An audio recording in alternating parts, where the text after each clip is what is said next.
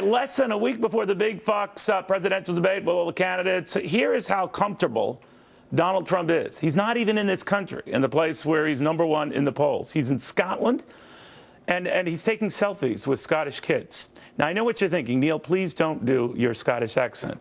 How can I avoid it? It's amazing. There he is, #1 in the polls. Okay, but the insanity ensues, and it's got Rand Paul and probably a lot of other candidates incredulous. They can't believe that this guy is whooping them badly in the polls and seems very relaxed and at ease ahead of the big debate. Now, that could change next week, and as you know, with polls, they change a lot. To Mark Steyn, of course, the co-author of Climate Change, The Facts. First on this Donald Trump phenomenon, what do you make of it? The new to you, Neil. Don't give me your fake accent. All right, go ahead. No. Rand Paul says this is temporary insanity on the part of whatever it is, 20-something% of the Republican base. I think it was Einstein who said that insanity is doing the same thing over and over and over again and expecting a different result. And the base supported the Republican Party establishment, delivered them a huge victory in 2010 in the House and a huge victory in the House and Senate in 2014, and got nothing to show for it. And they're tired of being stiffed by the Republican Party establishment. And I think Trump's rise in the poll reflects actually nothing more sophisticated than the fact that the voter base of the Republican Party absolutely hates the Republican Party leadership and establishment. Now, how long do you think that lasts? Normally, it's like this is the flirtation time where unusual or eccentric or different candidates, and I guess I would put Trump in all the above categories. That fades. It was maybe he's just a Herman Cain phenomenon. I always disagree with that, Mark, because A, he has a lot of money. B, he just is very at ease with himself, whether people like that or not, and his message resonates. And I've always said to the media, you're focusing too much on the messenger, who you apparently don't flip over, and not on the message that apparently a lot of Americans do flip over. What do you think? Yeah, I think that's right too. He's tapped into a real issue that he viscerally understands. I don't think he's a Herman Cain character. If you remember, Herman Cain was asked about Uzbekistan, and I don't think he'd heard of the joint, and he was going, Becky Stan, I'll have some advisor to tell me where that is. Moment. No, you're right. Maybe not his finest moment. No. And Trump, in that sense, is actually much more on top of the facts, and he has found a real issue that resonates. And if he is just a flash in the pan, then the guy who succeeds him will be someone who taps into that issue. Now, Rand Paul is a very smart guy, but he takes refuge in the same cliches. He said in part of that statement where he called Trump's voters insane, he says Washington is broken. The problem is that if you're a Democrat, Washington isn't broken. It works very effectively for you. If you're a Democrat voter, it's given you Obamacare, it's given you same-sex marriage, it's given you a bazillion food stamps to paper your house in.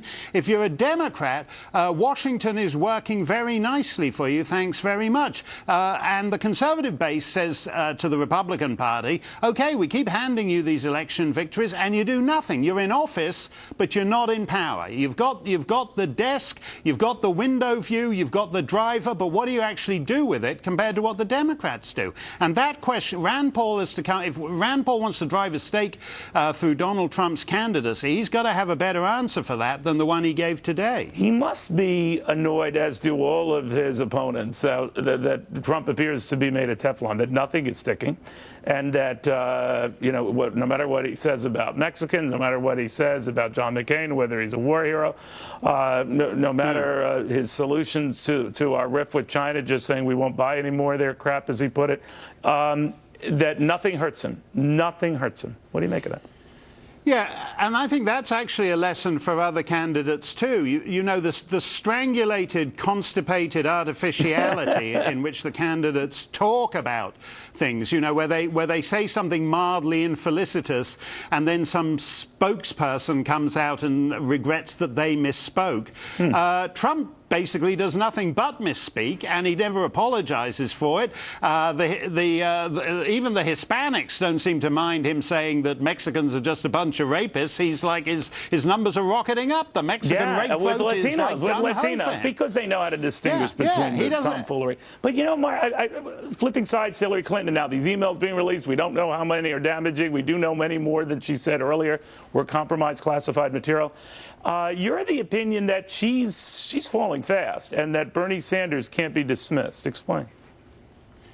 No, Hillary, I think, is a terrible candidate. She's got all the money, she's got all the cronies, but she herself is a stiff and a bore. And Democrats like a romance. Obama was a romance for liberal Democrats. And if you look at the crowds Bernie Sanders is drawing, I live in New Hampshire. I've followed this guy ever since he got elected to Congress in 1990 across the river in Vermont. He's a canny guy. He's a smart guy. He's an effective guy. And if it comes down to debates, he will thrash her in debates. She's not a good candidate. So you don't look at him as just someone who appeals to a very passionate, though limited wing of the party who could never win over the entire party and get nominated. You said there's something bigger, but that we're missing.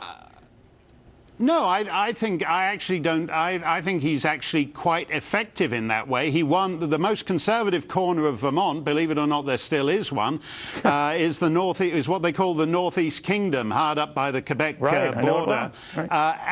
And he wins the votes there. He's not some ideological fool running around in a Che Guevara T-shirt. And the point is, she's not nimble enough.